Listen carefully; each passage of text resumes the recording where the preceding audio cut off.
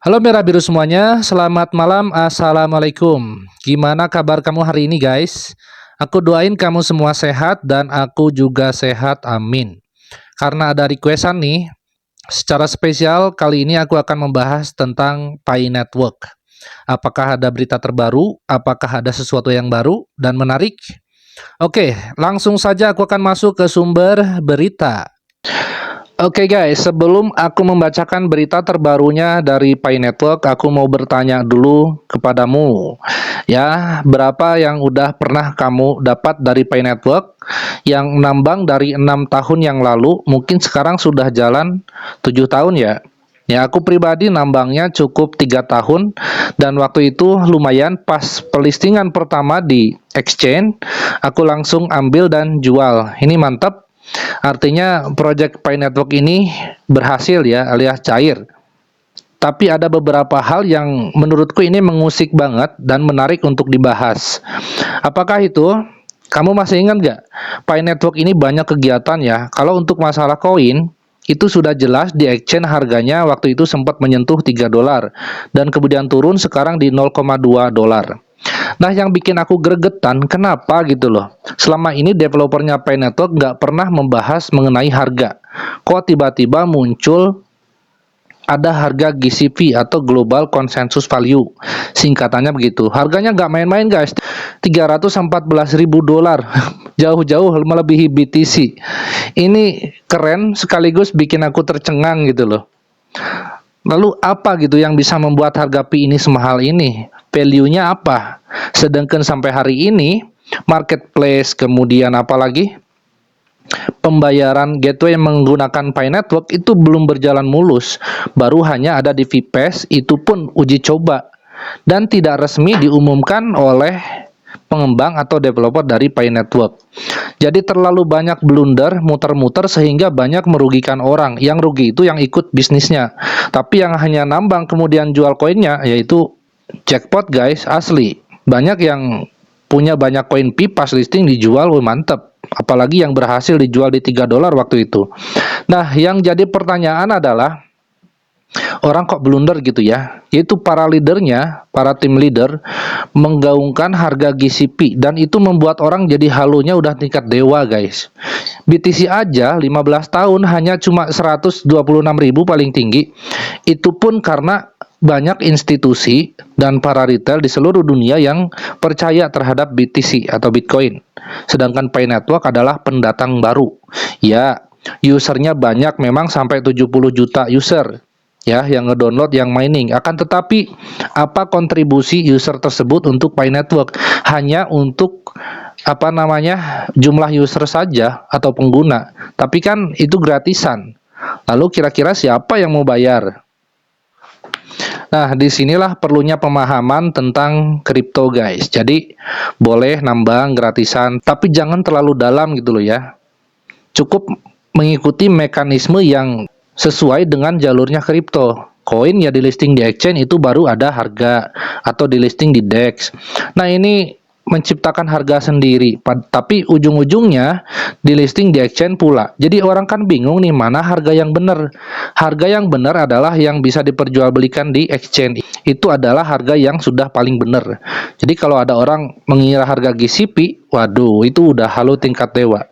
Oke, sekarang aku mau bahas berita terbaru dari Pi Network. Ya, aku sudah masuk di akun media sosial, yaitu di X, miliknya Pi Network Pi Core Team. Integrating Pi Payment, aku terjemahin dulu deh. Ya, mengintegrasikan pembayaran Pi ke dalam aplikasi biasanya membutuhkan waktu dan keahlian teknis dari pengembang. Aku mau ketawa gitu loh. Padahal nggak seribet itu. Ini terlalu muter-muter. Padahal nggak seribet itu kok. PiUp Studio mengubah kompleksitas integrasi pembayaran menjadi langkah-langkah sederhana, non-teknis, dan interaktif. Dalam alur kerja pembuatan aplikasinya untuk para kreator, memungkinkan mereka untuk mengadaptasi untuk mendapatkan manfaat dari integrasi pembayaran Pi seperti halnya pengembang. Ini menandai langkah penting tidak hanya untuk memungkinkan orang non-teknis untuk membuat dan memiliki aplikasi fungsional, tetapi juga untuk menghasilkan insentif monetisasi bagi para kreator dan mendorong model bisnis berkelanjutan untuk aplikasi di App Studio. Nah, sekarang yang aku tahu, merancang marketplace itu nggak sesulit yang dibayangkan, enggak. Menurutku itu gampang. Yang jadi pertanyaan adalah model bisnisnya, kemudian pembayarannya. Contoh yang sudah ada dan konkret adalah BNB, Solana ya, Solana. Kenapa Solana itu laku? Ya karena itu tadi, orang mau membuat project apa di jaringan Solana itu harus menggunakan Solana dan membutuhkan Solana. BNB pun sama, Ethereum pun juga sama. Untuk pembayaran ya, pembayaran apa? Yaitu tadi, jasa dan juga produk yang dihasilkan itu menggunakan koin di jaringan tersebut. Nah, sekarang Pi Network, dia mengintegrasikan dunia virtual ke dunia nyata. Masa iya 8 tahun kok nggak beres-beres gitu loh ya.